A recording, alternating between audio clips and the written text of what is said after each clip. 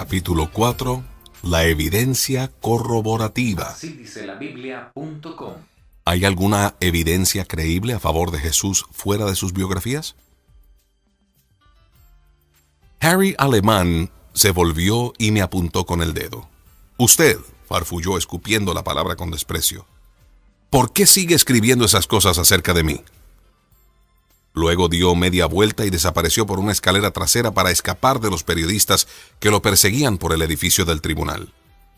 En realidad era difícil ser un periodista en asuntos criminales en Chicago durante la década del 70 y no escribir sobre Harry Alemán. Era al fin y al cabo el matón principal del crimen organizado. Y a los habitantes de Chicago, en una forma perversa, les encanta leer acerca de la mafia. Los fiscales querían desesperadamente mandar a Alemán a la cárcel por una de las ejecuciones a sangre fría que, según sus sospechas, había llevado a cabo en nombre de sus jefes. Por supuesto que el problema era la dificultad de encontrar a alguien dispuesto a declarar en contra de un gángster de la reputación aterradora de Alemán. Entonces les llegó su gran oportunidad. Uno de los antiguos compinches de Alemán, Luis Almeida, fue arrestado mientras se dirigía a asesinar a un sindicalista en Pensilvania. Al ser hallado culpable de los cargos de portar armas y condenado a una década en la cárcel, Almeida aceptó declarar en contra de Alemán en el caso no resuelto de la muerte de un dependiente del negocio Teamsters Union de Chicago si los fiscales accedían a ser indulgentes con Almeida. Esto implicaba que Almeida tenía un motivo para cooperar, lo cual sin duda le restaría cierto grado de credibilidad. Los fiscales sabían que tendrían que reforzar su testimonio para asegurar la condena, por lo que salieron a buscar a alguien que corroborara el relato de Almeida. El diccionario define corroborar de la siguiente manera: confirmar la razón, el argumento o la opinión con nuevos raciocinios o mayores datos. La prueba corroborativa respalda otro testimonio, afirma o apuntala los elementos esenciales del relato del testigo ocular. Puede ser un documento público, una fotografía u otra declaración por parte de una segunda o tercera persona. Puede verificar la totalidad del testimonio de una persona o solo ciertas partes claves. En realidad, la prueba corroborativa hace las veces de los cables de acero que mantienen una antena alta, derecha e inmóvil. Cuanta más evidencia corroborativa exista, más fuerte y seguro será el caso. Pero ¿dónde encontraron los fiscales la corroboración de la historia de Almeida? De una fuente sorpresa. Un ciudadano tranquilo y respetuoso de la ley llamado Bobby Lowe les dijo a los investigadores que él se encontraba caminando con su perro cuando vio a Alemán asesinar al dependiente del negocio. A pesar de la fama aterradora de Alemán, Lowe accedió a respaldar el relato de Almeida declarando contra el gángster. En el juicio de Alemán, Lowe y Almeida deslumbraron al jurado con sus historias. El relato de Almeida de que manejó el auto de la fuga encajaba con la descripción franca de Lowe de haber visto a Alemán asesinar a su víctima en una acera pública la noche del 27 de septiembre de 1972. Los fiscales pensaban que habían presentado un caso seguro en contra del temido matón. Sin embargo, durante el juicio percibieron que algo andaba mal. Su escepticismo surgió por primera vez cuando Alemán rechazó el juicio con jurado y optó por que un juez viera el caso. Al final del juicio, las peores sospechas de los fiscales se hicieron realidad. A pesar del testimonio convincente de Lowe y Almeida, el juez terminó declarando inocente a Alemán y dejándolo salir en libertad. ¿Qué había sucedido? Recuerda, esto ocurrió en Cook County, Illinois, donde acecha la corrupción muy a menudo. Unos años después, se reveló que el juez había recibido $10,000 a cambio de la absolución. Cuando un informante del FBI develó el soborno, el juez ya retirado se suicidó y los fiscales volvieron a presentar los cargos de homicidio en contra de Alemán. Por el tiempo, cuando se llevó a cabo el segundo juicio, la ley se había modificado, por lo cual los fiscales podían exigir que un jurado viera el caso. Fue lo que hicieron, y finalmente, 25 años después del homicidio, Alemán fue hallado culpable y condenado de 100 a 300 años de cárcel. A pesar de las demoras, la historia de Alemán demuestra lo importante que puede ser la prueba corroborativa. y lo mismo se verifica en cuanto al tratamiento de asuntos históricos. Ya escuchamos a través del testimonio del Dr. Blomberg que en los evangelios hay una excelente evidencia ocular a favor de la vida, las enseñanzas, la muerte y la resurrección de Jesús. Sin embargo, ¿existe otra evidencia que la corrobore? ¿Existen otros escritos además de los evangelios que afirmen o respalden los puntos clave acerca de Jesús o del cristianismo primitivo? Es decir, ¿hay alguna documentación adicional que pudiera ayudar a sellar el caso a favor de Cristo, al igual que el testimonio de Bobby Lowe selló el caso contra Harry Alemán? La respuesta, según nuestro próximo testigo, es sí, y el caudal y la calidad de la evidencia pueden sorprenderle. Al entrar al imponente edificio de ladrillos que alberga la oficina de Edwin Yamauchi en Miami University, en el pintoresco Oxford, Ohio, pasé debajo de un arco de piedra con la siguiente inscripción: Conoceréis la verdad, y la verdad os hará libres. Uno de los principales expertos del país en historia antigua, Yamauchi ha estado en la búsqueda de la verdad histórica durante gran parte de su vida. Nacido en Hawái en 1937, hijo de inmigrantes provenientes de Okinawa, Yamauchi es de origen humilde. Su padre murió poco antes del ataque japonés a Pearl Harbor y su madre tuvo que ganarse un pobre sustento como sirvienta de familias adineradas. Si bien ella no tenía una educación formal, animó a su hijo a leer y a estudiar, dándole libros con hermosas ilustraciones que le inculcaron un amor eterno por aprender. Por cierto, sus logros académicos han sido sorprendentes. Después de obtener un grado de bachillerato en hebreo y helenística, Yamauchi recibió una maestría y un doctorado en estudios mediterráneos de Brandeis University. Se le confirieron 8 becas de investigación de la Rutgers Research Council, del National Endowment for the Humanities, de la American Philosophical Society y otros.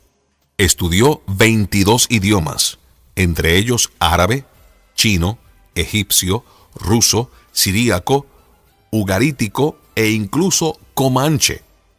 Ha presentado 71 ensayos ante sociedades académicas. Enseñó en más de 100 seminarios, universidades e institutos, entre ellos Yale, Princeton y Cornell. Se desempeñó como presidente y luego rector del Institute for Biblical Research y como presidente de Conference on Faith and History, y publicó 80 artículos en 37 publicaciones académicas. En 1968 participó en las primeras excavaciones del templo de Herodes en Jerusalén, las cuales revelaron pruebas de la destrucción del templo en el año 70 después de Cristo. La arqueología también ha sido el tema de varios de sus libros, entre ellos The Stones and the Scriptures, las piedras y las escrituras, The Scriptures and Archaeology, las escrituras y la arqueología, The World of the First Christians, el mundo de los primeros cristianos. Aunque nació en un trasfondo budista, Yamauchi ha seguido a Jesús desde 1952, el año en que yo nací. Tenía una especial curiosidad por saber si su compromiso a largo plazo con Cristo matizaría su evaluación de la evidencia histórica. Es decir, ¿se adheriría escrupulosamente a los hechos o sería tentado a derivar conclusiones fuera del alcance de lo que garantiza la evidencia? Me encontré con que Yamauchi es de porte cortés y modesto. Aunque por lo general su habla es suave, se concentra con intensidad. Provee respuestas exhaustivas y detalladas y a menudo hace una pausa para complementar su respuesta verbal con el ofrecimiento de fotocopias de artículos académicos que escribió sobre el tema. Un buen erudito sabe que la información nunca es suficiente. Dentro de su oficina abarrotada de libros en el centro de la sede universitaria, rodeada por una tupida arboleda radiante con los colores del otoño, nos acomodamos para hablar del tema que todavía pone brillo en sus ojos, aún luego de tantos años de investigación y enseñanza. Debido a mi entrevista con Blomberg, no quería sugerir que necesitábamos ir más allá de los evangelios para encontrar evidencia confiable con respecto a Jesús. Por lo que comencé por formularle a Yamauchi la siguiente pregunta. Como historiador, ¿podría darme su evaluación de la confiabilidad histórica de los evangelios mismos? En suma, los evangelios son fuentes excelentes, respondió. En realidad son las fuentes más fidedignas, completas y confiables acerca de Jesús. Las fuentes incidentales no aportan mucha información detallada, sin embargo son válidas como evidencia corroborativa. Muy bien, eso es lo que quiero tratar. La evidencia corroborativa, le dije. Seamos francos, algunos se mofan de cuánto hay en realidad. Por ejemplo, en 1979, Charles Templeton escribió una novela titulada Act of God, Caso de Fuerza Mayor, en la que un arqueólogo ficticio expresaba lo que muchos creen. Tomé el libro y leí el párrafo pertinente. La Iglesia cristiana funda sus alegaciones en las enseñanzas de un joven judío desconocido con pretensiones mesiánicas que, admitámoslo, no dejó mucha huella en su tiempo. No hay una palabra acerca de él en la historia secular, ni una. No hay mención de él por parte de los romanos, ni siquiera una referencia por parte de Josefo. Ahora bien, le dije con una pizca de sarcasmo, eso no suena a que hay mucha corroboración de la vida de Jesús fuera de la Biblia. Yamauchi sonrió y negó con la cabeza. El arqueólogo de Templeton simplemente está equivocado, respondió como desechando la idea, porque sí contamos con referencias a Jesús muy importantes en Josefo y Tácito. Los evangelios mismos dicen que aquellos que lo escucharon, incluso miembros de su propia familia, no creyeron en Jesús durante su vida. Sin embargo, él dejó tal huella que Jesús se recuerda en todas partes, mientras que Herodes el Grande, Poncio Pilato y otras antiguas autoridades no tienen tan amplia fama. Así que en realidad sí dejó huella en aquellos que creyeron en él. Hizo una pausa y luego agregó, y no por supuesto en los que no creyeron en él. Templeton y Yamauchi mencionaron a Josefo, un historiador del siglo I, muy conocido entre los eruditos, pero cuyo nombre no es muy familiar a la mayoría de la gente hoy día. Deme algunos datos acerca de él, le dije, y cuénteme de qué manera su testimonio provee corroboración con respecto a Jesús. Sí, por supuesto, contestó Yamauchi mientras se cruzaba de piernas y se reclinaba en su silla. Josefo fue un historiador judío muy importante del siglo I. Nació en el año 37 después de Cristo y escribió la mayoría de sus obras hacia fines del siglo. En su autobiografía defendió su comportamiento en la guerra judeo-romana que ocurrió desde el año 66 al 74 después de Cristo. Verá, él se rindió ante el general romano Vespasiano durante el sitio de Jotápata, a pesar de que muchos de sus compañeros se suicidaron antes de rendirse. El profesor se rió entre dientes y continuó. Josefo decidió que no era la voluntad de Dios que se suicidara, y luego se convirtió en defensor de los romanos. Josefo parecía ser un personaje colorido, y quería más detalles acerca de él para poder entender mejor sus motivaciones y prejuicios. Pínteme un retrato de él, le pedí. Era un sacerdote, un fariseo y era algo ególatra. Su obra más ambiciosa se llamó Antigüedades Judías, la historia del pueblo judío desde la creación hasta su tiempo. Probablemente la completó alrededor del año 93 después de Cristo. Como podrá imaginarse por su colaboración con los odiados romanos, Josefo tenía el desprecio total de sus hermanos judíos, pero se volvió muy popular entre los cristianos porque en sus escritos hace referencia a Santiago, al hermano de Jesús, y al propio Jesús. Aquí teníamos el primer ejemplo de corroboración de Jesús fuera de los evangelios. Cuénteme de esas referencias, le dije. En Antigüedades describe cómo un sumo sacerdote llamado Ananías se aprovechó la muerte del gobernador romano Festo, que también se menciona en el Nuevo Testamento, para matar a Santiago. Se inclinó hacia la biblioteca, tomó un volumen grueso y pasó las hojas hasta un lugar que parecía conocer de memoria. «Ah, aquí está», anunció. Convocó a una reunión del Sanedrín y trajo ante él a un hombre llamado Santiago, el hermano de Jesús, llamado el Cristo, y a otros más. Los acusó de haber transgredido la ley y los entregó para ser apedreados. No conozco ningún erudito, afirmó Yamauchi con confianza, que haya disputado con éxito este pasaje. L.H. Feldman observó que si esto hubiera sido un agregado al texto posterior por parte de los cristianos, muy probablemente habría sido más elogiable. de Santiago.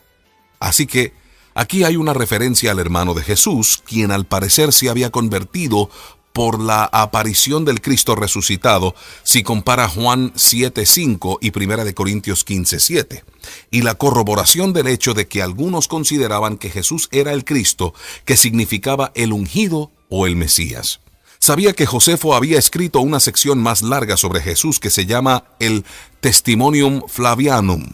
También sabía que este pasaje era uno de los más disputados en la literatura antigua porque en su superficie parece proveer una corroboración contundente de la vida, los milagros, la muerte y la resurrección de Jesús. ¿Pero es auténtico? ¿O fue alterado con el paso de los años por partidarios de Jesús? Le pregunté a Yamauchi su opinión y resultó evidente que había tocado un punto de gran interés para él. Bajó la pierna y se sentó derecho. Es un pasaje fascinante, dijo con entusiasmo, mientras se inclinaba hacia adelante con el libro en la mano. Pero sí es muy controvertido. Con esas palabras, comenzó a leérmelo. En aquel tiempo vivió Jesús, un hombre sabio, si en verdad uno debe llamarlo hombre, por cuanto fue alguien que llevó a cabo obras sorprendentes y maestro de aquellos que aceptan la verdad con gusto. Ganó a muchos judíos y a muchos de los griegos. Era el Cristo. Cuando Pilato, luego de haber escuchado las acusaciones en su contra por parte de hombres en eminencia de entre nosotros, lo condenó a ser crucificado, aquellos que en principio lo habían amado no renunciaron a su afecto por él.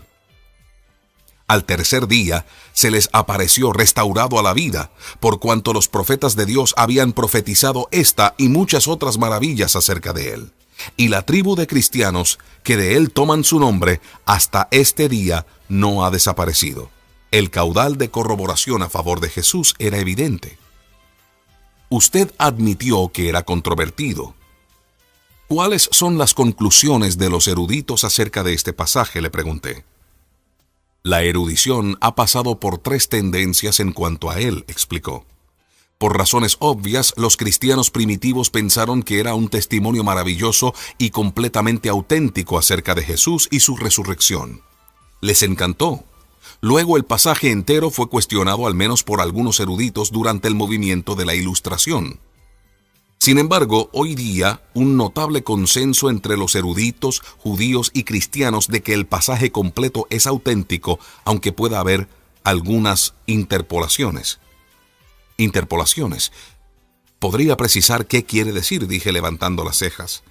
Significa que los copistas cristianos primitivos insertaron algunas frases que un escritor judío como Josefo no hubiera escrito, explicó Yamauchi, y señaló una oración en el libro. Por ejemplo, la primera línea dice: en este tiempo vivió Jesús, un hombre sabio. Esa frase no la utilizan normalmente los cristianos para referirse a Jesús, por lo que parece auténtica en Josefo. Pero la frase siguiente dice: si en verdad uno debe llamarlo hombre. Esto implica que Jesús era más que humano, lo cual parece ser una interpolación. Asentí para indicarle que lo estaba siguiendo. Y continúa diciendo: por cuanto fue alguien que llevó a cabo obras sorprendentes y maestro de aquellos que aceptan la verdad con gusto. Ganó a muchos judíos y a muchos de los griegos. Esto parece concordar con el vocabulario que Josefo utiliza en sus escritos y en general se le considera auténtico. Pero luego viene esta declaración inequívoca. Era el Cristo. Parece ser una interpolación, porque Josefo en su referencia a Santiago dice que era llamado el Cristo, lo interrumpí. Correcto, afirmó Yamauchi. Es poco probable que Josefo hubiera dicho llanamente que Jesús era el Mesías en este punto, cuando en otras instancias simplemente había dicho que sus seguidores lo consideraban el Mesías. La siguiente parte del pasaje, que habla del juicio de Jesús y de su crucifixión, y del hecho de que sus seguidores aún lo amaban, no es nada excepcional y se le considera genuina. Luego aparece esta frase: al tercer día se les apareció restaurado a la vida. De nuevo, esta es una afirmación clara de la creencia en la resurrección y por lo tanto es poco probable que Josefo la haya escrito. Entonces, estos 3 elementos parecen ser interpolaciones. ¿Y cuál es la conclusión?, pregunté.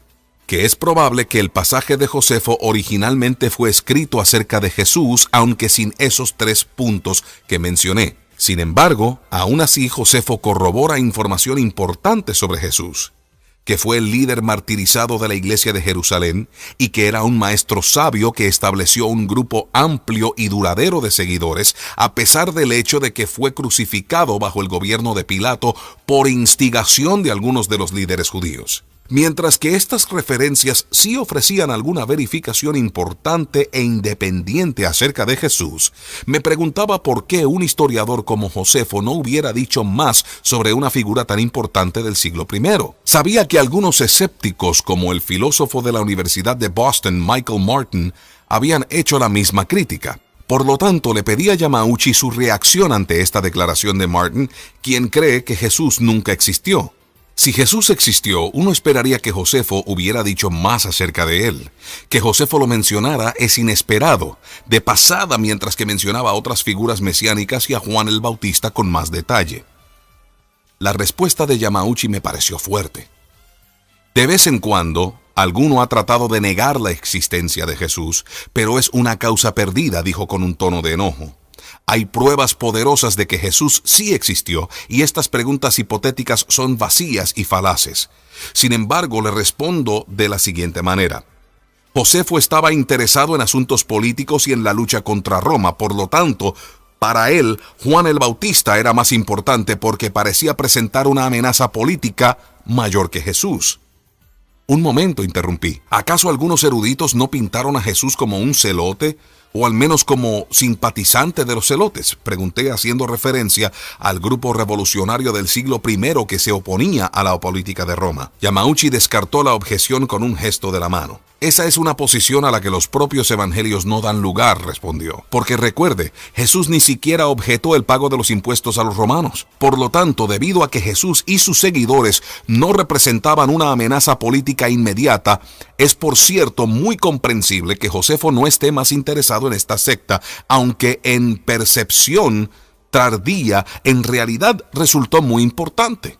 Entonces, según su evaluación, ¿qué significativas son estas 2 referencias por parte de Josefo? Muy significativas, respondió Yamauchi, especialmente porque sus relatos de la guerra judía resultaron muy precisos. Por ejemplo, han sido corroborados mediante excavaciones arqueológicas en Masada y también por historiadores como Tácito.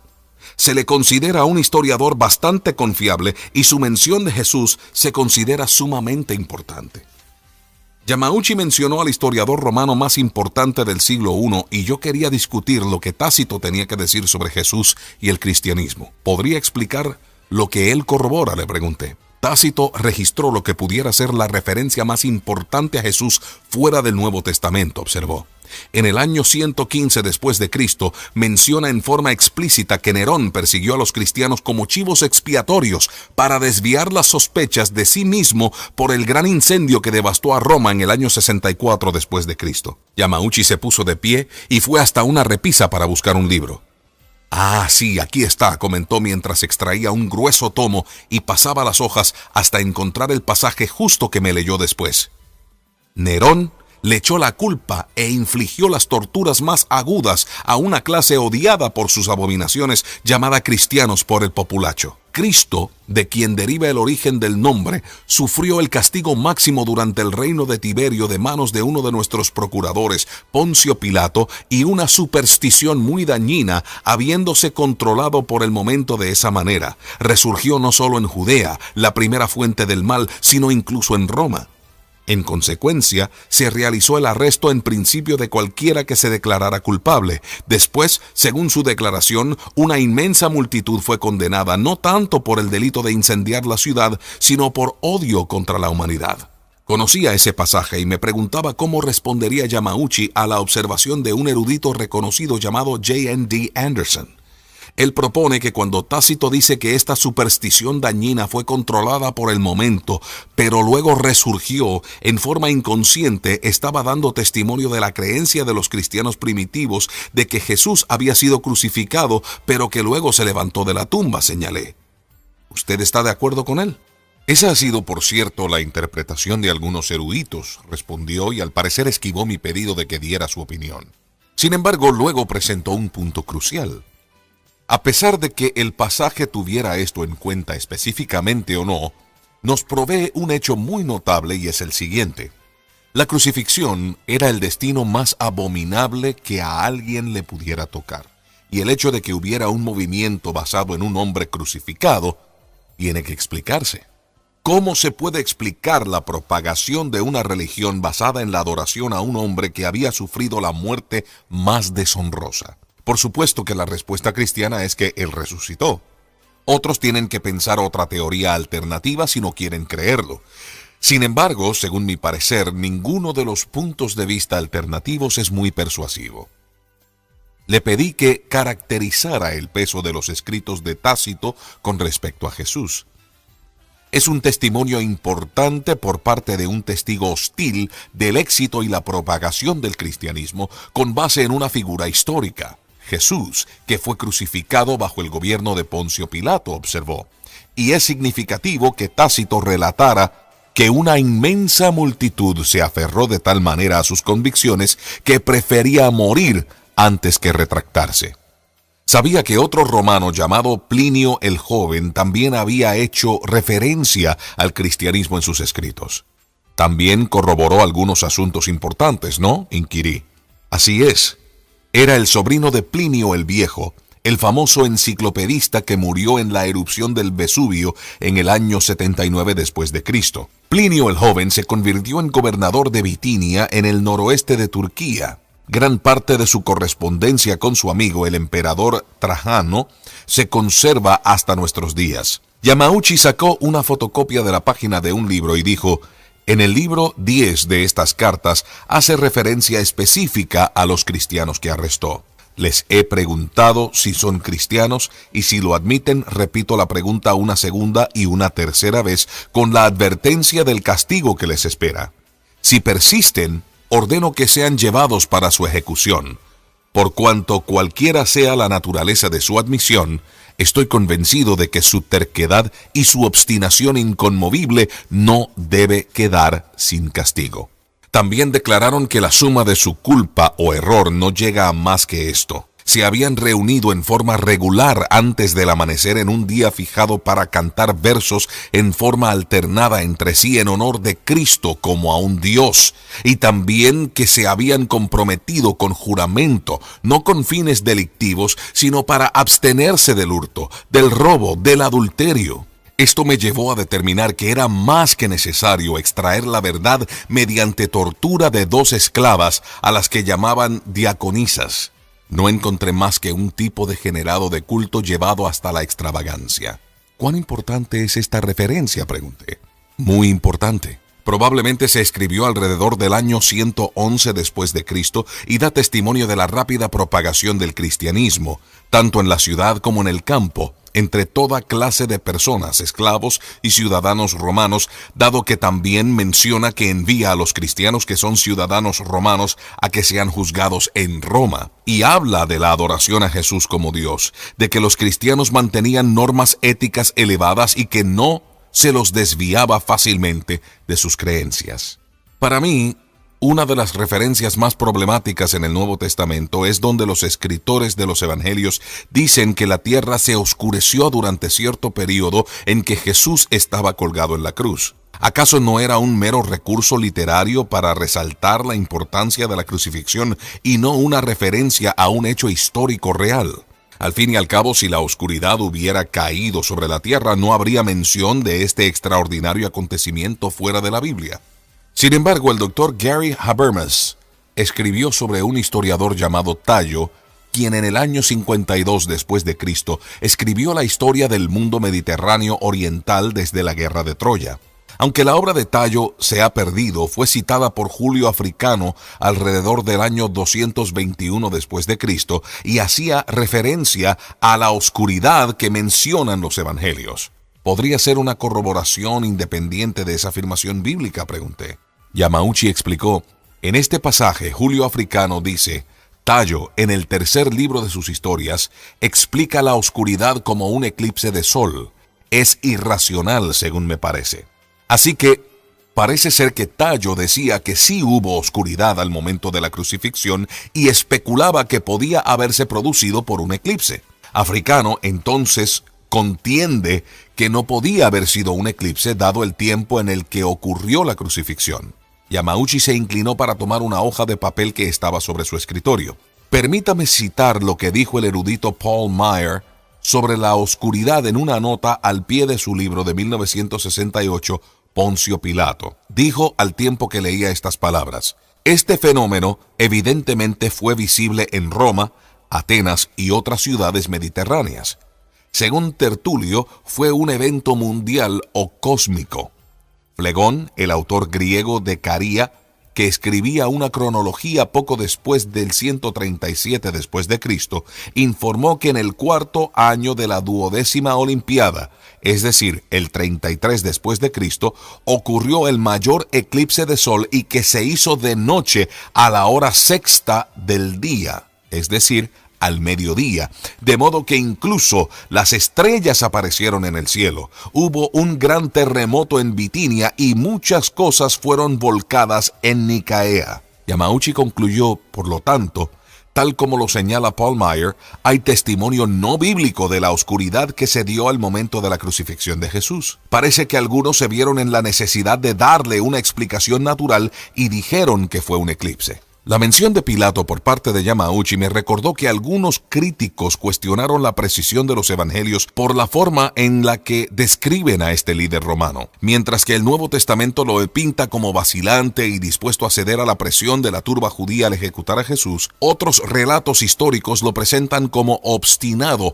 e inflexible. ¿Acaso esto no es una contradicción entre la Biblia y los historiadores seculares?, le pregunté. No.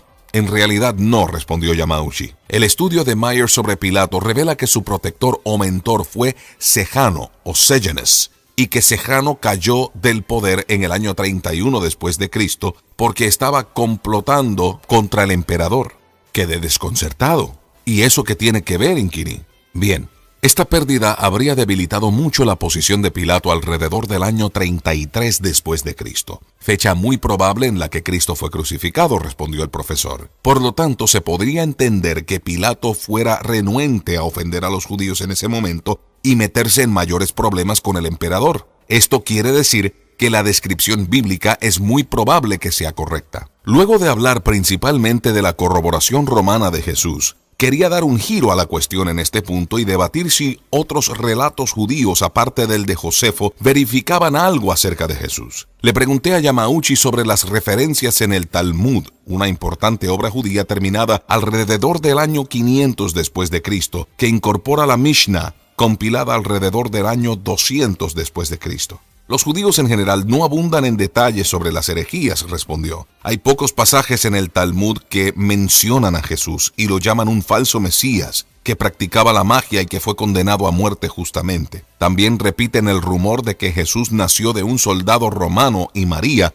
dando a entender que hubo algo fuera de lo común en su nacimiento. Entonces, observé, en forma negativa, estas referencias de los judíos sí corroboran algunos aspectos sobre Jesús. Sí, así es, confirmó. El profesor M. Wilcox lo expresó de la siguiente manera en un artículo que apareció en una obra de referencia académica. La literatura tradicional judía, aunque apenas menciona a Jesús, y en cualquier caso debe usarse con precaución, apoya la afirmación de los evangelios de que era un sanador y obrador de milagros, aunque atribuye estas habilidades a la brujería. Además, preserva el recuerdo de que era un maestro y de que tenía discípulos, 5, y que por lo menos en el período rabínico temprano no todos los sabios se habían convencido finalmente de que era un hereje o un engañador. Aunque estábamos encontrando unas pocas referencias a Jesús fuera de los evangelios, me preguntaba por qué no eran más numerosas. Si bien sabía que sobrevivieron muy pocos documentos del siglo I, pregunté, en general, ¿acaso no deberíamos haber esperado encontrar más acerca de Jesús en escritos antiguos aparte de la Biblia? Cuando se inician movimientos religiosos, a menudo transcurren muchas generaciones antes de que la gente comience a documentarlos, según señaló Yamauchi. Pero la realidad es que tenemos mejor documentación histórica a favor de Jesús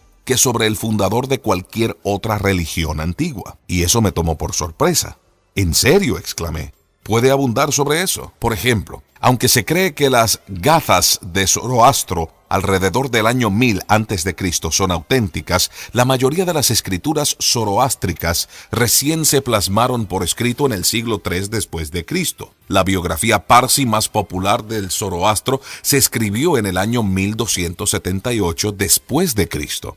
Las escrituras de Buda, quien vivió en el siglo V a.C., recién se escribieron después de la era cristiana, y la primera biografía de Buda se escribió en el siglo I después de Cristo. Aunque tenemos los dichos de Mahoma, quien vivió del año 570 al 632 después de Cristo, en el Corán su biografía se escribió recién en el año 767, más de un siglo completo después de su muerte. Por lo tanto, la situación de Jesús es única y muy notable en cuanto a lo mucho que se sabe acerca de él aparte del Nuevo Testamento. Quería retomar el tema y resumir lo que habíamos recogido acerca de Jesús hasta el momento de las fuentes no bíblicas. Vamos a suponer que no tenemos nada del Nuevo Testamento y de otros escritos cristianos, propuse. Aún sin ellos, ¿qué conclusión podríamos sacar acerca de Jesús de las fuentes antiguas no cristianas como Josefo, el Talmud, Tácito, Plinio el Joven y otras? Aún tendríamos una cantidad considerable de evidencia histórica importante. En realidad nos daría una especie de bosquejo de la vida de Jesús, respondió. Luego continuó con un dedo en alto para dar énfasis a cada punto. Sabríamos en primer lugar que Jesús era un maestro judío.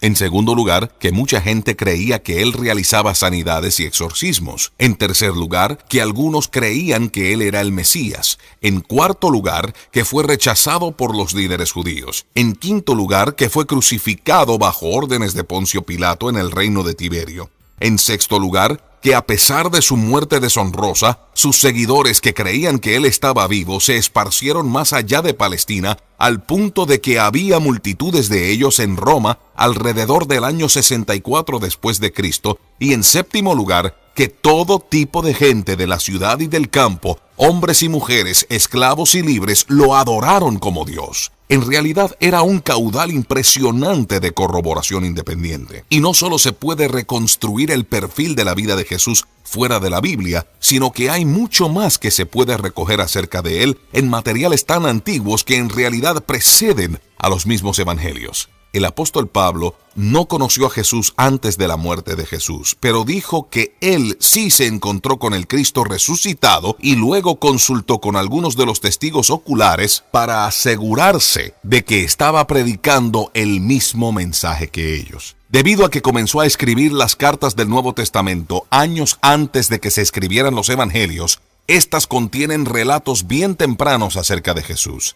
Tan tempranos que nadie puede afirmar con credibilidad que habían sido seriamente distorsionados por el desarrollo legendario. Luke Timothy Johnson, el erudito de Emory University, contiende que las cartas de Pablo representan una valiosa verificación externa de la antigüedad y ubicuidad de las tradiciones acerca de Jesús. Le dije a Yamauchi, ¿usted concuerda con él? Habíamos estado hablando largo rato. Yamauchi se puso de pie brevemente para estirar las piernas y se volvió a sentar. No hay duda de que los escritos de Pablo son los primeros del Nuevo Testamento, comentó, y de que tienen referencias significativas a la vida de Jesús. ¿Podría puntualizarlas?, le pedí. Bien, él hace referencia a que Jesús era descendiente de David, que era el Mesías, que fue traicionado, que fue juzgado, crucificado por nuestros pecados y sepultado, y que al tercer día resucitó y que fue visto por muchos, entre ellos Santiago, el hermano de Jesús, quien no había creído en él antes de su crucifixión. También es interesante que Pablo no menciona algunas de las cosas que son sumamente significativas en los evangelios, por ejemplo, las parábolas y los milagros de Jesús, sino que se concentra en la muerte propiciatoria de Jesús y su resurrección. Para Pablo, estos eran los aspectos más importantes acerca de Jesús y, por cierto, transformaron a Pablo, el perseguidor de cristianos, en el principal misionero cristiano, quien estaba dispuesto a pasar por toda clase de sacrificios y privaciones por causa de su fe. Pablo también corrobora algunos aspectos importantes del carácter de Jesús: su humildad, su obediencia, su amor por los pecadores y demás. insta a los cristianos a tener la mente de Cristo en el 2 capítulo de Filipenses. Este es un pasaje famoso en el que Pablo probablemente está citando las palabras de un antiguo himno cristiano sobre la humillación de Cristo, quien siendo igual a Dios tomó la naturaleza de un hombre, de un siervo, y sufrió el castigo extremo, la crucifixión. Por lo tanto, las cartas de Pablo son testigos importantes de la deidad de Cristo. Llama a Jesús el Hijo de Dios y la imagen de Dios. Lo interrumpí para acotar el hecho de que Pablo, quien venía de un trasfondo judío monoteísta, adorara a Jesús como Dios es sumamente significativo, ¿no? Sí, afirmó, y socava una teoría popular de que la deidad de Cristo se incorporó después al cristianismo por obra de los gentiles. Simplemente no es así. Incluso Pablo, en esta fecha tan temprana, adoraba a Jesús como Dios. Debo decir que toda esta corroboración por parte de Pablo es de suma importancia. Y también tenemos otras cartas tempranas por parte de Santiago y Pedro, testigos oculares. Santiago, por ejemplo, recuerda el Sermón del Monte de Jesús. También contamos con volúmenes de escritos de los padres apostólicos, quienes fueron los primeros cristianos en escribir después del Nuevo Testamento. Escribieron la epístola de Clemente de Roma, las epístolas de Ignacio, la epístola de Policarpo, la epístola de Bernabé y otras. En muchos pasajes estos escritos atestiguan los hechos esenciales acerca de Jesús, en particular sus enseñanzas, su crucifixión, su resurrección y su naturaleza divina. ¿Cuál de estos escritos considera usted el más significativo?, le pregunté. Yamauchi consideró la pregunta. Si bien no nombró el que a su parecer era el más significativo, sí citó las 7 cartas de Ignacio como parte de los escritos más importantes de los padres apostólicos. Ignacio, el obispo de Antioquía en Siria, fue martirizado durante el reino de Trajano antes del año 117 después de Cristo. Lo significativo acerca de Ignacio, explicó Yamauchi, es que hizo énfasis tanto en la deidad de Cristo como en su humanidad, en contraposición a la herejía docetista que negaba que Jesús hubiera sido humano en realidad. También enfatizó el apuntalamiento histórico del cristianismo. Escribió en una carta camino a su ejecución que Jesús fue en verdad perseguido bajo el gobierno de Pilato, fue crucificado en verdad, resucitó en verdad de los muertos, y que aquellos que creen en él resucitarán también. Reúna todo esto: Josefo, los historiadores y las autoridades romanas, los escritos judíos, las cartas de Pablo y de los padres apostólicos, y tendrá evidencia persuasiva que corrobora los puntos esenciales que se hallan en las biografías de Jesús. Incluso si desecharas todas las últimas reproducciones de los evangelios, aún tendría un retrato de Jesús que es sumamente preciso. En realidad es un retrato del único Hijo de Dios. Me puse de pie y le agradecí a Yamauchi por dedicarme su tiempo y su pericia. Sé que hay mucho más de lo que pudiéramos hablar, ya que se escribieron libros completos sobre este asunto, le dije. Pero antes de terminar, quiero hacerle una última pregunta. Una pregunta personal, si no le molesta. No hay problema, contestó el profesor y se puso de pie. Miré su oficina modesta, llena hasta el tope de libros y manuscritos, registros y diarios, discos de computadora y papeles, producto de toda una vida de investigación sobre un mundo de antaño. Usted pasó 40 años estudiando historia antigua y arqueología, le dije. ¿Cuál fue el resultado en su vida espiritual? ¿Sus estudios alentaron o debilitaron su fe en Jesucristo? Miró al piso por un momento y luego alzó la vista y me miró directo a los ojos y dijo con voz firme pero sincera: no hay duda, mis estudios han fortalecido y enriquecido en gran manera mi vida espiritual. Me dieron una mejor comprensión de la cultura y del contexto histórico de los hechos. Eso no quiere decir que no reconozco que quedan algunas cuestiones pendientes. En esta vida no tendremos un conocimiento completo. Sin embargo, estas cuestiones ni siquiera socavan mi fe en la credibilidad esencial de los evangelios y del resto del Nuevo Testamento. Creo que las explicaciones alternativas que tratan de dar cuenta de la propagación del cristianismo mediante razones sociológicas o psicológicas son muy débiles, dijo él negando con la cabeza. Muy débiles. Luego agregó: para mí la evidencia histórica ha reforzado mi compromiso con Jesucristo, el Hijo de Dios, quien nos ama y murió por nosotros y resucitó de los muertos. Es así de sencillo. Al salir del edificio de Yamauchi y encontrarme con un mar de estudiantes que iban de un lado a otro para llegar a sus clases, medité en lo satisfactorio que había sido mi viaje al pequeño Oxford, Ohio. Vine en busca de corroboración a favor de Jesús y regresaba con una reserva rica de material que afirmaba cada aspecto clave de su vida: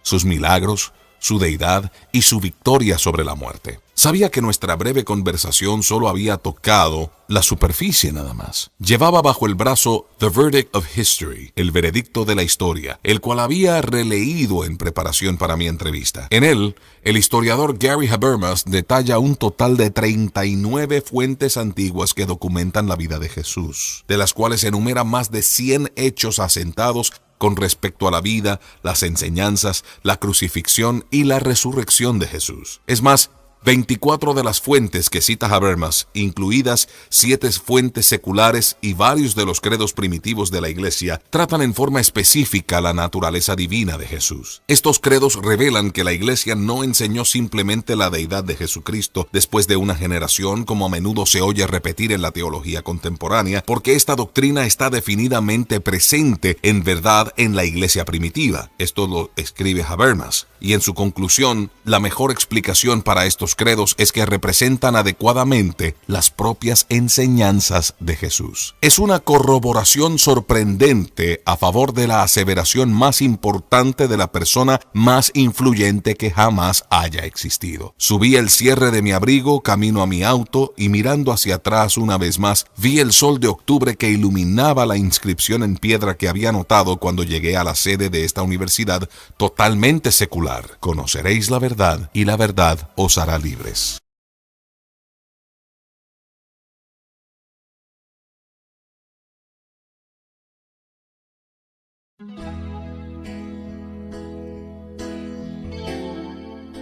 Capítulo 5. La evidencia científica. La arqueología confirma o contradice las biografías de Jesús.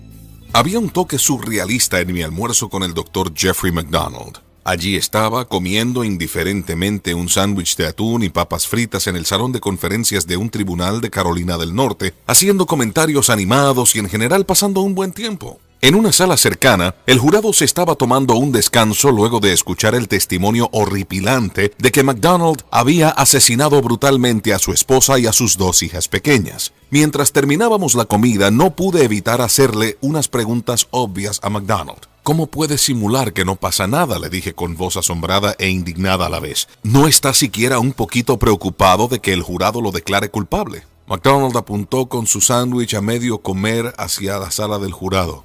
Ellos, dijo mientras se reía entre dientes, nunca me van a condenar. Luego, quizás al darse cuenta de lo cínicas que sonaban sus palabras, agregó enseguida, soy inocente, ¿sabe? Esa fue la última vez que lo oí reírse. Pocos días después, el ex boina verde y médico de emergencias fue declarado culpable de asesinar a puñaladas a su esposa Colette y a sus hijas Kimberly de 5 años y Kristen de 2. Lo condenaron a cadena perpetua y se lo llevaron esposado.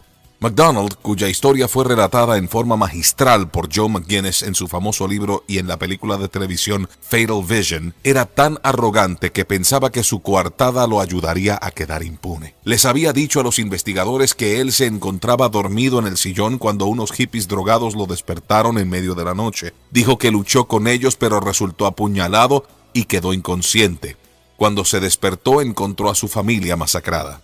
Los detectives fueron escépticos desde el principio. La sala presentaba pocos indicios de una lucha de vida o muerte. Las heridas de McDonald eran superficiales. Aunque tenía problemas de vista, de alguna manera se las arregló para dar una descripción detallada de los atacantes, aunque no tenía los espejuelos puestos entonces. Sin embargo, el escepticismo por sí solo no logra una condena. Se requiere evidencia concreta. En la causa de McDonald, los detectives contaron con evidencia científica para desenmarañar su red de mentiras y condenarlo por las muertes. Hay un amplio espectro de evidencia científica que se utiliza generalmente en los juicios, desde el análisis del ADN y antropología forense hasta toxicología. En la causa de McDonald fue la serología o evidencia sanguínea y la evidencia de rastros lo que mandó a este hombre a la penitenciaría. Por una coincidencia extraordinaria y fortuita para los fiscales, cada miembro de la familia de McDonald tenía un tipo de sangre distinto. Mediante el análisis de dónde se encontraron las manchas de sangre, los investigadores pudieron reconstruir la secuencia de los hechos esa noche mortal y contradecían en forma directa la versión de MacDonald de lo sucedido. El estudio científico de minúsculas fibras de un pijama azul que se encontraron desparramadas en varios lugares también refutó su coartada. Y el análisis microscópico demostró que los tajos en su pijama no podrían haberse hecho, según dijo, con un punzón para romper hielo en mano de uno de los intrusos. En breve, fueron los peritos del FBI vestidos con batas blancas quienes estuvieron detrás de la condena de MacDonald. La evidencia científica puede hacer también contribuciones importantes a la cuestión que nos ocupa, si los relatos acerca de Jesús del Nuevo Testamento obviamente sean precisos. Mientras que la serología y la toxicología no pueden arrojar luz sobre el asunto, otra categoría de prueba científica, la disciplina de la arqueología, tiene gran valor en cuanto a la confiabilidad de los evangelios. A veces llamada el estudio de la basura perdurable, la arqueología involucra el descubrimiento de artefactos, la arquitectura, el arte, las monedas, los monumentos y otros restos de culturas antiguas. Los expertos estudian estas reliquias para comprender cómo era la vida en el tiempo en que Jesús caminaba por los caminos polvorientos de la antigua Palestina. Cientos de hallazgos arqueológicos del siglo I se han desenterrado y yo tenía curiosidad por saber. ¿Socavan o apoyan las historias de los testigos oculares acerca de Jesús? Al mismo tiempo, mi curiosidad estaba templada por el escepticismo. He oído las alegaciones exorbitantes de muchos cristianos de que la arqueología puede demostrar mucho más de lo que en realidad puede. No me interesaba escuchar más de lo mismo. Así que salí en busca de una autoridad reconocida en la materia, que excavó en persona parte de las ruinas del Medio Oriente y que cuenta con un conocimiento enciclopédico de los hallazgos de la antigüedad y que además posee la suficiente restricción científica como para reconocer los límites de la arqueología y al mismo tiempo explicar cómo puede iluminar la vida en el siglo I. Cuando los eruditos y los alumnos estudian arqueología, muchos toman el libro del texto profundo y desapasionado de 432 páginas escrito por John McRae, Archaeology and the New Testament, la arqueología y el Nuevo Testamento. Cuando la cadena de televisión Arts and Entertainment quiso asegurarse de la exactitud de su programa Mysteries of the Bible, los misterios de la Biblia, también llamaron a McRae. Y cuando National Geographic necesitaba un científico que pudiera explicar los detalles intrincados en el mundo bíblico, sonó de nuevo el teléfono en la oficina de McRae en el respetado Wheaton College a las afueras de Chicago. Luego de estudiar en Hebrew University, en la École Biblique et Archéologique Française en Jerusalén, en la Facultad de Divinidades de la Universidad de Vanderbilt y en la Universidad de Chicago, donde obtuvo su doctorado en 1967, McRae se desempeñó como profesor del Nuevo Testamento y arqueología en Wheaton durante más de 15 años. Sus artículos aparecieron en 17 enciclopedias y diccionarios. Su investigación fue publicada en el Bulletin of the Near East Archaeology Society, Boletín de la Sociedad Arqueológica del Cercano Oriente, y otras publicaciones académicas, y presentó 29 ponencias en sociedades profesionales. McRae es ex investigador adjunto y miembro de la junta del W. F. Albright Institute of Archaeological Research en Jerusalén, ex miembro de la junta de American Schools of Oriental Research, miembro actual de la Junta de Near East Archaeological Society y miembro de las juntas editoriales de Archaeology in the Biblical World, Arqueología en el Mundo Bíblico, y del Bulletin for Biblical Research, Boletín de Investigación Bíblica, que publica el Institute for Biblical Research. Si bien McRae disfruta escribir y enseñar sobre el mundo antiguo, atesora cualquier oportunidad de explorar en persona las excavaciones arqueológicas. Supervisó los equipos de excavación en Cesarea, Séforis y Herodium, o Herodio, todas en Israel, durante 8 años. Estudió los sitios arqueológicos romanos en Inglaterra y Gales, analizó excavaciones en Grecia y recorrió gran parte de los viajes del apóstol Pablo. A los 66 años, el cabello de McRae se está tornando plateado y sus espejuelos se han vuelto más gruesos, pero todavía exuda un aire de aventura. Sobre el escritorio de su oficina, y por cierto también por encima de su cama, hay una fotografía horizontal detallada de Jerusalén. Vivo bajo su sombra, subrayó con un dejo de nostalgia en la voz, mientras señalaba la ubicación específica de unas excavaciones y sus hallazgos de importancia. Su oficina cuenta con un sillón cómodo, de esos que se encuentran en la galería de una casa de campo. Me acomodé en él mientras McRae, con vestimenta informal de camisa de cuello abierto y chaqueta deportiva que se veía gastada con ganas, se reclinó en la silla de su escritorio. Buscando probar si exageraría la influencia de la arqueología, decidí empezar nuestra entrevista con la pregunta de qué es lo que no puede decirnos sobre la confiabilidad del Nuevo Testamento. Al fin y al cabo,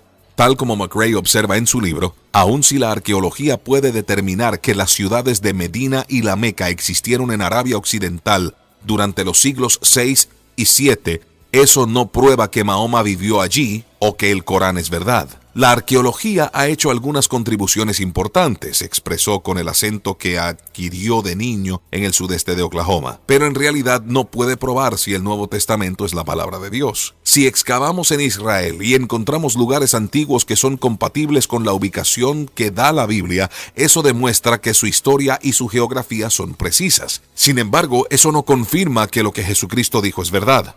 Las verdades espirituales no se pueden probar o refutar mediante descubrimientos arqueológicos. A modo de analogía, contó la historia de Heinrich Schliemann, quien buscó Troya con el objetivo de probar la precisión histórica de la Ilíada de Homero. Sí encontró Troya, observó McRae con una sonrisa leve, pero eso no prueba que la Ilíada es verdad, simplemente es precisa en una referencia geográfica particular.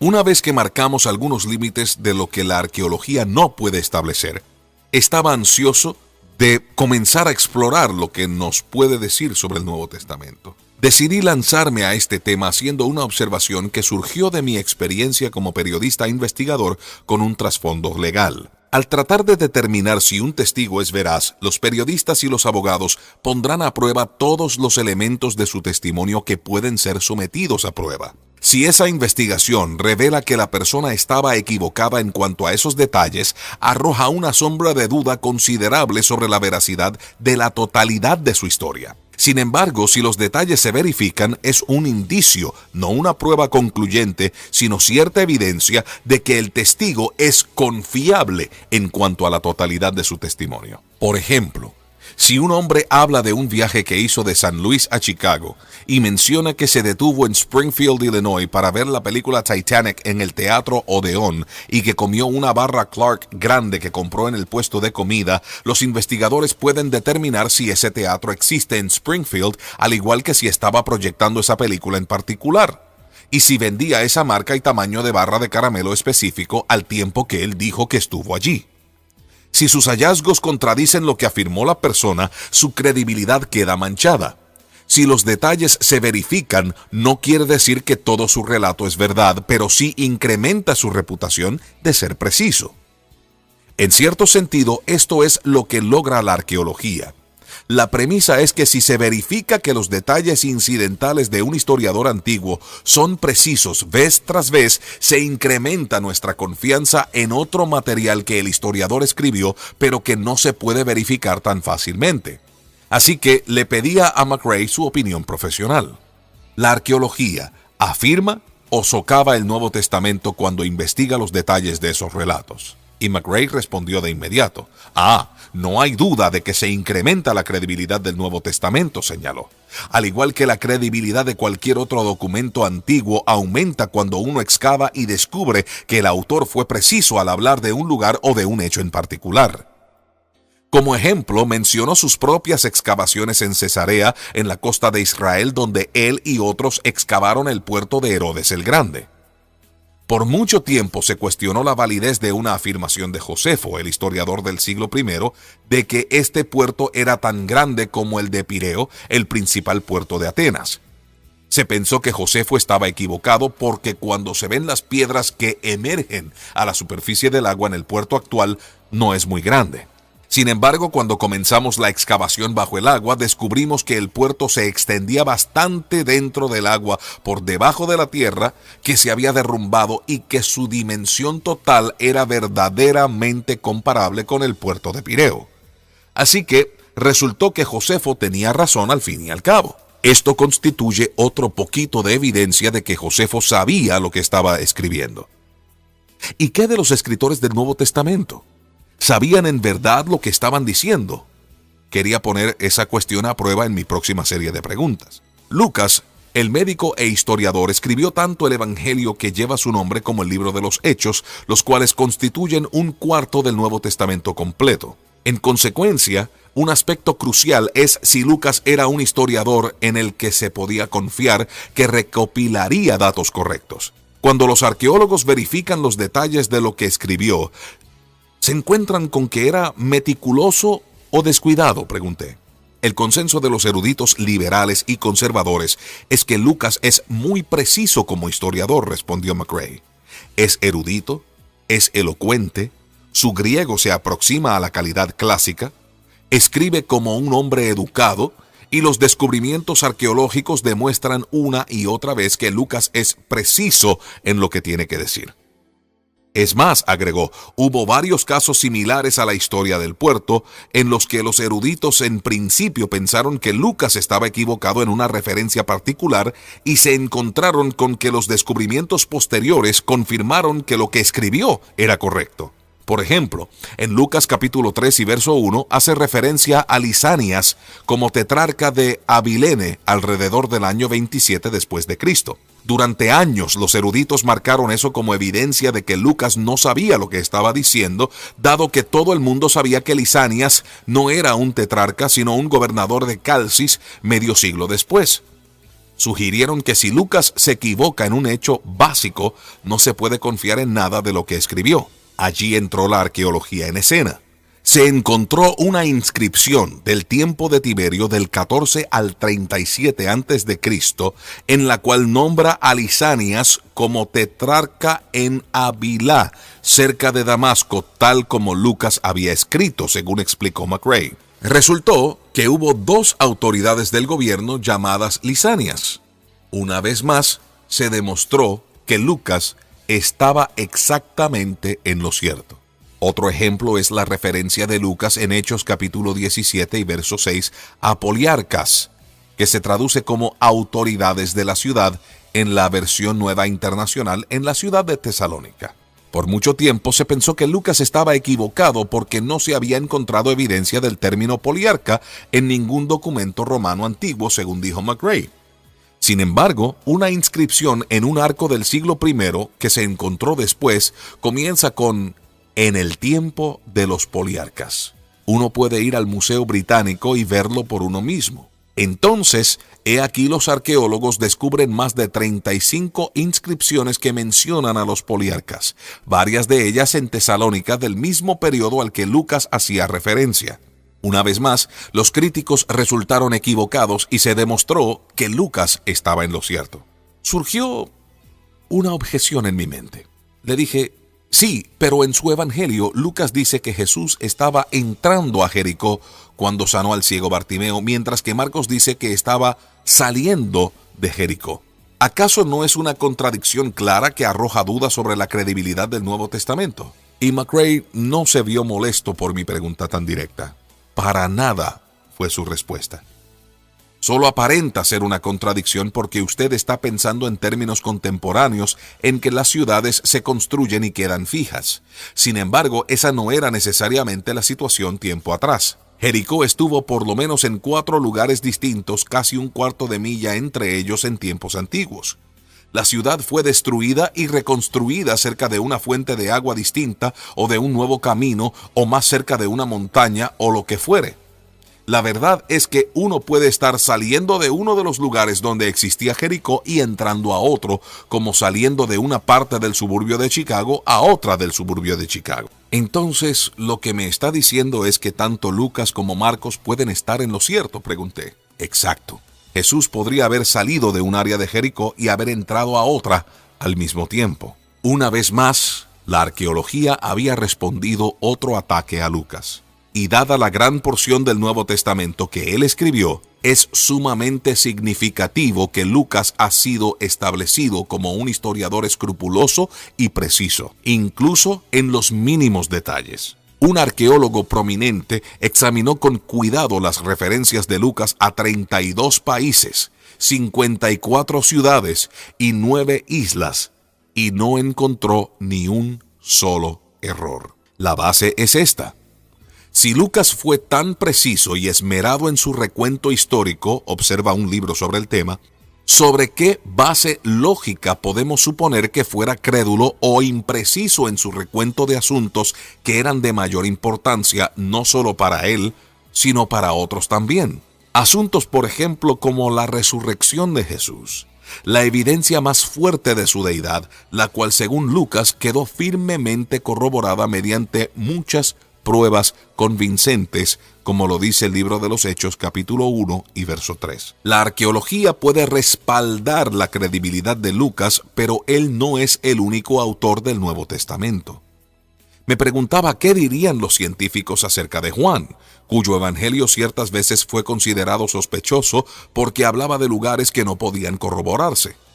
Algunos eruditos recusaron de que dado que falló al asentar correctamente esos detalles básicos, Juan no debe haber sido preciso en cuanto a los hechos de la vida de Jesús. Sin embargo, esa conclusión se ha virado en años recientes. Ha habido varios descubrimientos que demuestran que Juan era preciso, señaló McRae.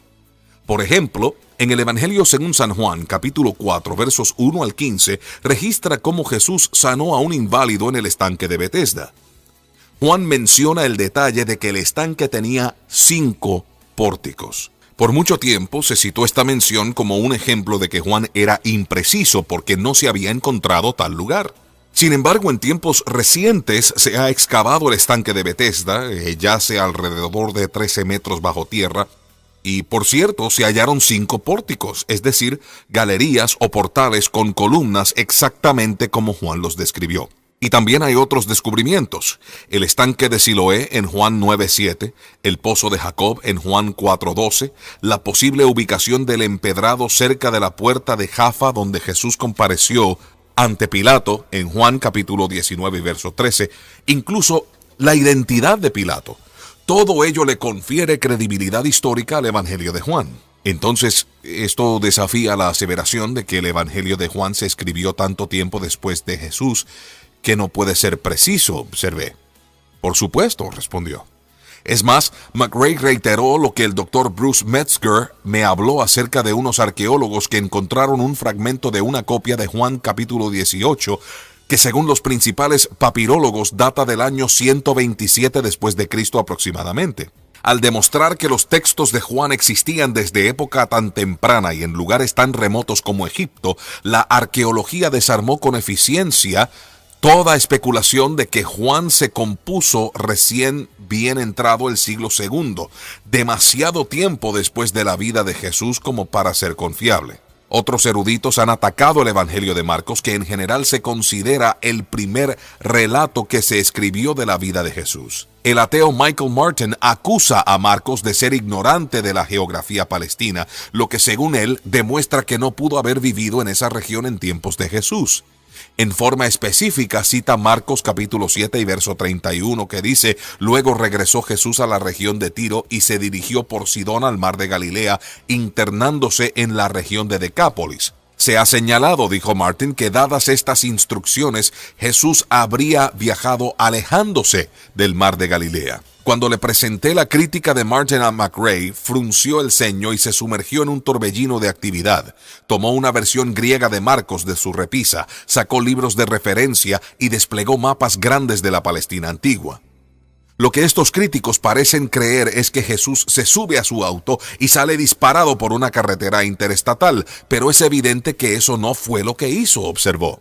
Al leer el texto en el idioma original, teniendo en cuenta el terreno montañoso y los caminos probables de la región, y considerando la forma indeterminada en que se nombraba a Decápolis, para referirse a una confederación de 10 ciudades que variaba de tiempo en tiempo, McRae trazó en el mapa una ruta lógica que respondía con precisión a la descripción de Marcos. Cuando se pone todo dentro del contexto apropiado, concluyó, no hay problema con el relato de Marcos. De nuevo, el conocimiento arqueológico había ayudado a explicar lo que parecía a primera vista un escollo en el Nuevo Testamento. Le hice una pregunta amplia sobre eso a McRae: si alguna vez se había encontrado con un hallazgo arqueológico que contradijera en forma patente una referencia del Nuevo Testamento. La arqueología no ha revelado nada que en forma inequívoca contradiga a la Biblia, respondió con confianza moviendo la cabeza. Al contrario, como hemos visto, ha habido muchas opiniones de eruditos escépticos que con el paso de los años se asentaron como hechos, pero que la arqueología demostró que eran incorrectas. Aún así, había algunos asuntos que tenía que resolver. Tomé mis notas y me preparé para desafiar a McRae con 3 enigmas viejos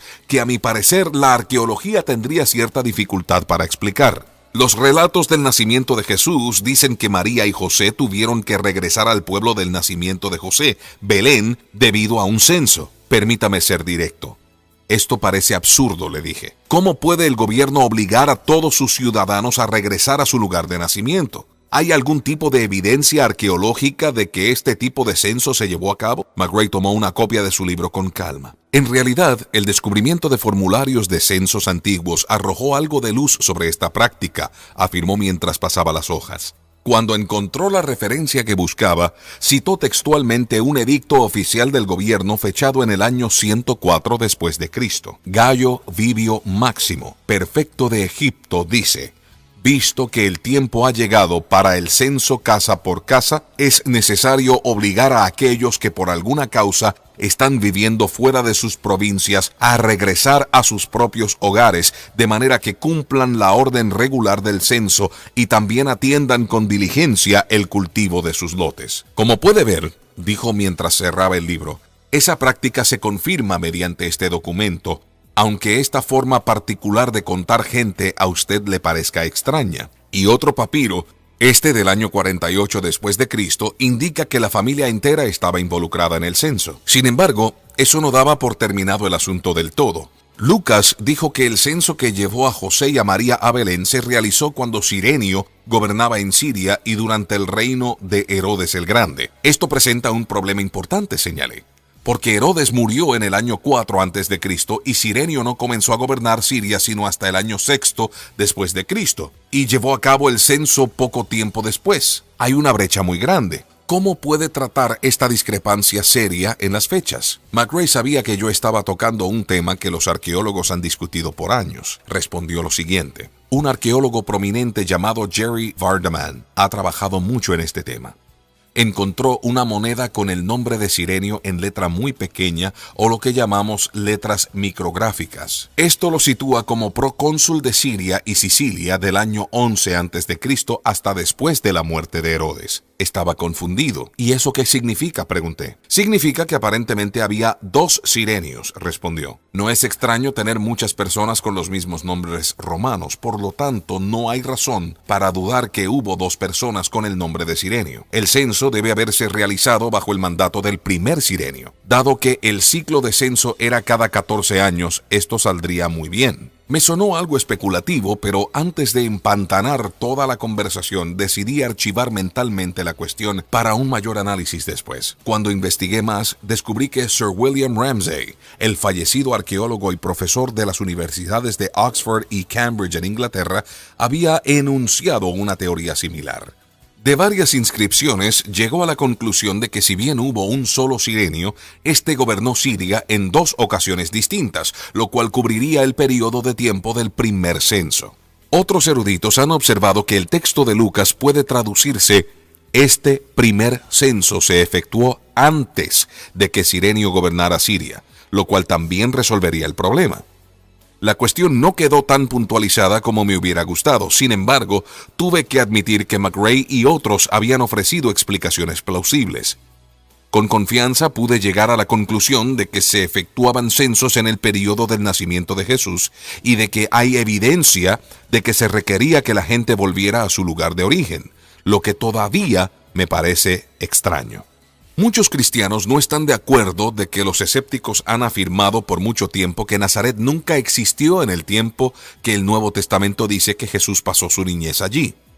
En un artículo titulado «¿Dónde Jesús nunca caminó?», el ateo Frank Zindler observó que Nazaret no se menciona en el Antiguo Testamento, ni tampoco en los escritos del apóstol Pablo, ni en el Talmud, aunque citan otros 63 pueblos de Galilea, ni en los escritos de Josefo, quien nombra otros 45 pueblos y ciudades de Galilea, incluyendo Jaffa, que se encontraba a 1 milla al norte del Nazaret actual. Ningún historiador o geógrafo antiguo menciona Nazaret antes del siglo V. El nombre aparece por primera vez en la literatura judía en un poema escrito alrededor del VII siglo después de Cristo. La ausencia de pruebas pinta un cuadro sospechoso. Entonces le presenté el asunto a McRae en forma directa. ¿Hay alguna confirmación arqueológica de que Nazaret existía durante el siglo I? El asunto no era nuevo para McRae.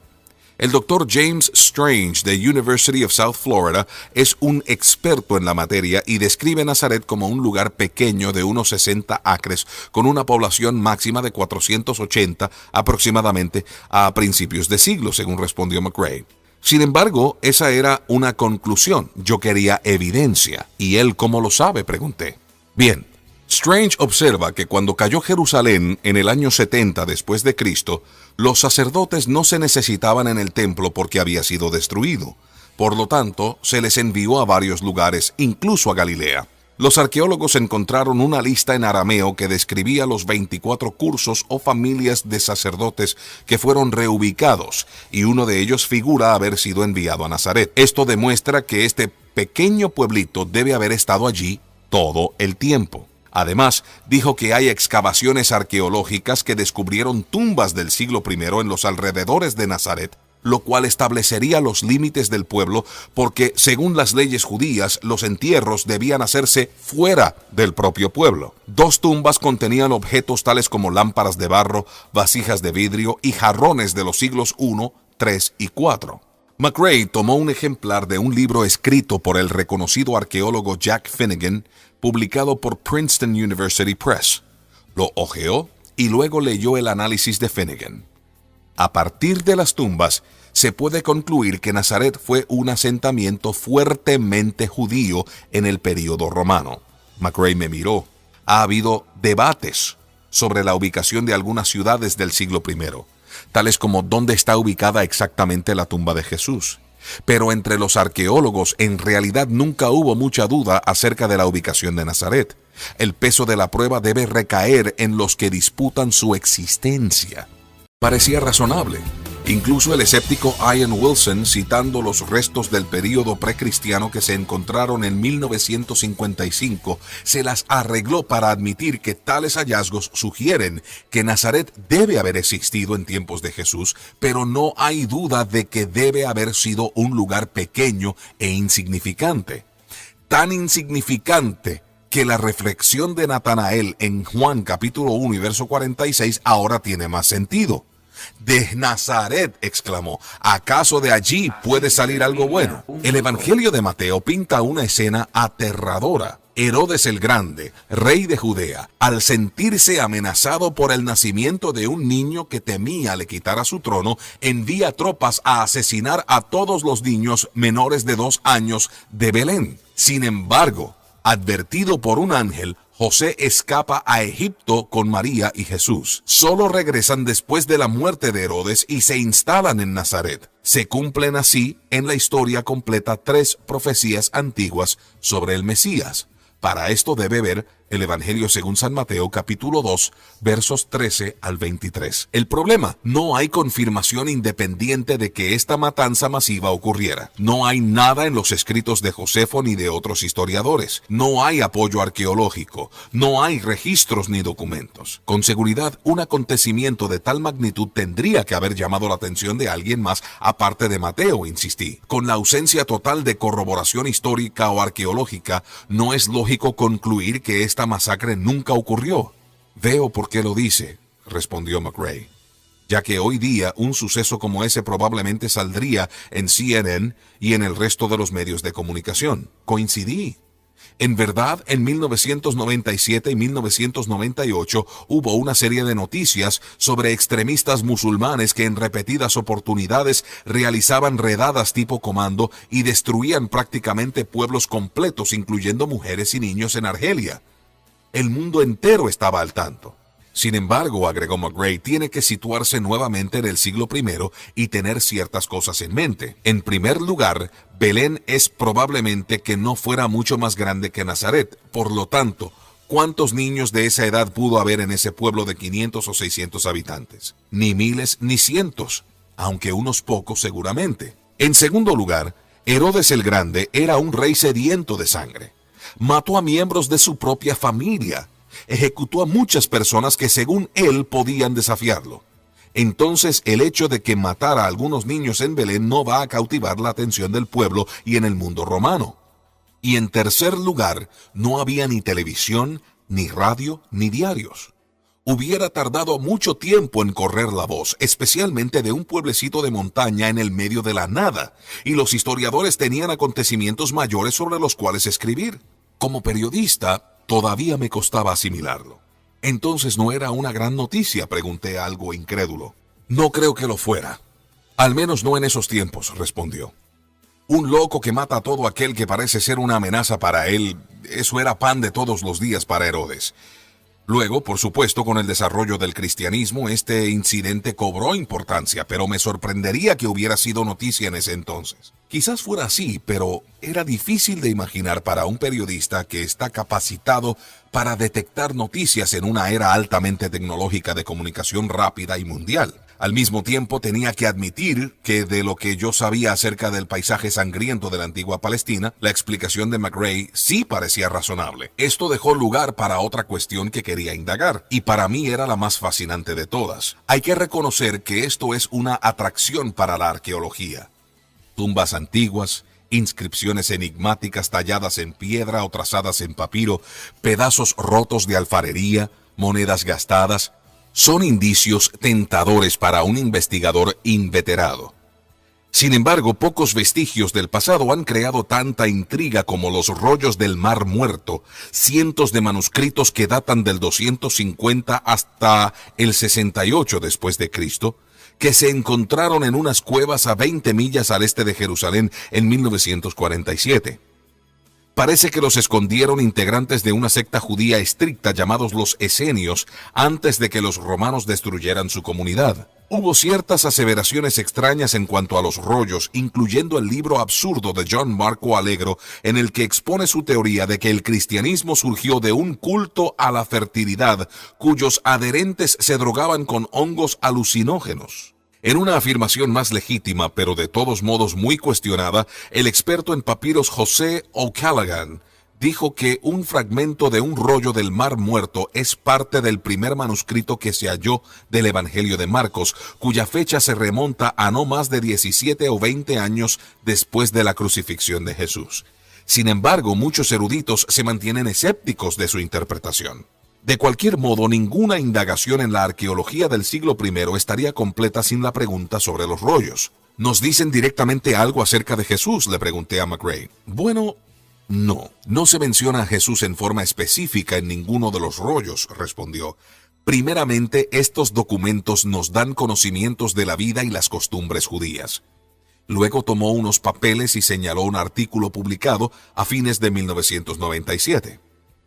Aunque hay un avance muy interesante en referencia a un manuscrito llamado 4Q521, que podría decirnos algo acerca de quién Jesús decía ser, agregó. Eso me abrió el apetito. Cuénteme, dije con cierta urgencia en la voz. McRae develó el misterio. El Evangelio de Mateo relata que Juan el Bautista, mientras estaba encarcelado, todavía tenía ciertas dudas acerca de la identidad de Jesús y envió a sus seguidores a hacerle a Jesús una pregunta monumental. En Mateo capítulo 11 y verso 3 decía, ¿eres tú el que ha de venir?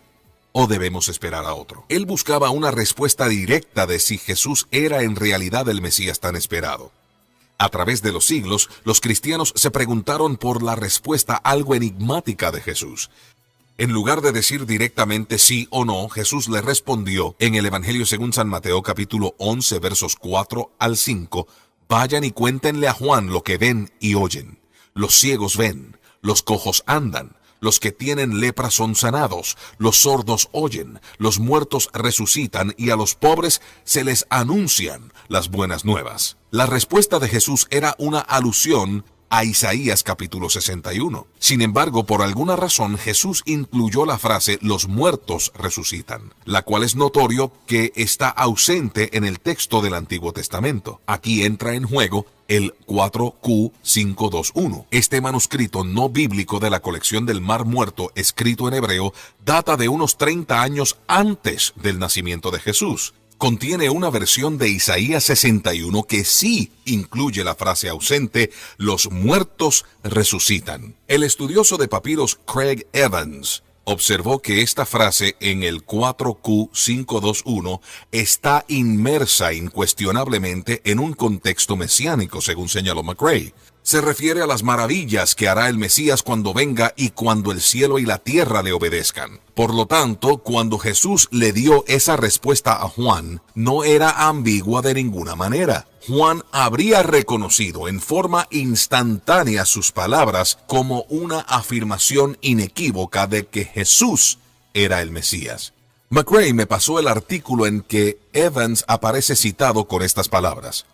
4Q521 deja en claro que la apelación de Jesús a Isaías 61 es verdaderamente mesiánica. En esencia, Jesús le está diciendo a Juan a través de sus mensajeros que están sucediendo hechos mesiánicos. Por lo tanto, eso responde la pregunta de Juan si él es el que ha de venir. Me recliné en la silla. Para mí el descubrimiento de Evans era una confirmación notable de la identidad propia de Jesús. Me resultó estremecedor que la arqueología moderna pudiera por fin desentrañar lo significativo de una declaración en la que Jesús afirmó osadamente casi 2000 años atrás que Él era en verdad el ungido de Dios. La repetida afirmación de la arqueología de la precisión del Nuevo Testamento provee una corroboración importante de su confiabilidad. Esto queda en fuerte contraste con lo devastadora que resultó ser la arqueología para el mormonismo. Aunque Joseph Smith, fundador de la Iglesia Mormona, dijo que su libro del Mormón es el libro más correcto sobre la tierra, la arqueología fracasó repetidas veces en su intento por respaldar sus afirmaciones acerca de hechos que supuestamente ocurrieron mucho tiempo atrás en las tres Américas. Recuerdo que escribí al Instituto Smithsoniano para inquirir si había alguna evidencia que respaldara las alegaciones del mormonismo, para recibir una respuesta en términos inequívocos de que sus arqueólogos no ven conexión directa entre la arqueología del Nuevo Mundo y el contenido del libro. Con autores como John Ankerberg y John Weldon, llegaron a la siguiente conclusión en su libro sobre la materia. Es decir, nunca se localizó ninguna ciudad del Libro del Mormón. Nunca se encontró ninguna persona, lugar, país o nombre del Libro del Mormón, ningún artefacto del Libro del Mormón, ni las escrituras del Libro del Mormón, ninguna inscripción del Libro del Mormón. Jamás se encontró nada que demuestre que el Libro del Mormón no es más que un mito o una invención. Sin embargo, la causa del Nuevo Testamento es totalmente distinta. Muchos científicos se hacen eco de las conclusiones de McRae, incluyendo el prominente arqueólogo australiano Clifford Wilson, quien escribió y citamos: aquellos que conocen los hechos ahora reconocen que el Nuevo Testamento debe aceptarse como un libro de consulta notablemente preciso. Habiendo establecido Craig Blomberg la confiabilidad esencial de los documentos del Nuevo Testamento, habiendo confirmado Bruce Metzger su transmisión exacta a través de la historia, habiendo demostrado Edwin Yamauchi la amplia corroboración de historiadores antiguos y otros, y ahora habiendo demostrado John McRae que la arqueología respalda su confiabilidad, tenía que coincidir con Wilson. La causa a favor de Cristo, aunque todavía no estaba terminado, se estaba construyendo sobre una base sólida. Al mismo tiempo, sabía que había profesores destacados que no estarían de acuerdo con dicha evaluación. Has visto sus citas en Newsweek y sus entrevistas en los noticieros, hablando de reevaluación radical de Jesús. Había llegado el momento de que confrontara sus críticas de frente antes de avanzar con mi investigación. Eso implicaba un viaje a Minnesota para entrevistar a un erudito enérgico graduado de Yale llamado el Dr. Gregory Boyd.